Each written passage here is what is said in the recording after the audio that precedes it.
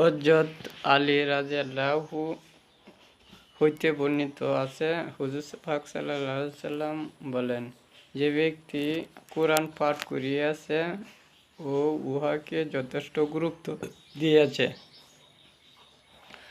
উহার হালালকে হালাল ও হারামকে হারাম জানিয়েছে, আল্লাহ পাক তাহাকে বেহেশতের দাখিল করিবেন এবং তার পরিবারস্থ এমন 10 জন লোকের মুক্তির জন্য সুপারিশ কবুল করিবেন, যাহাদের জন্য জাহান্নাম অবধারিত ছিল।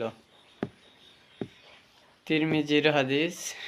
ইনশাআল্লাহ প্রত্যেক মুমিন বেহেশতি হইবে।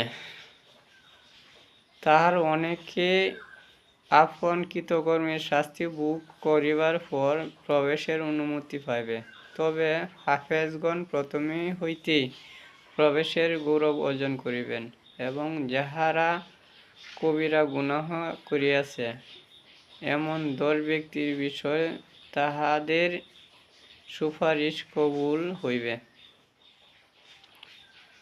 কাফেরদের বেলায় নয়, কারণ তাহারা সুপারিশ পাওয়ার অযোগ্য।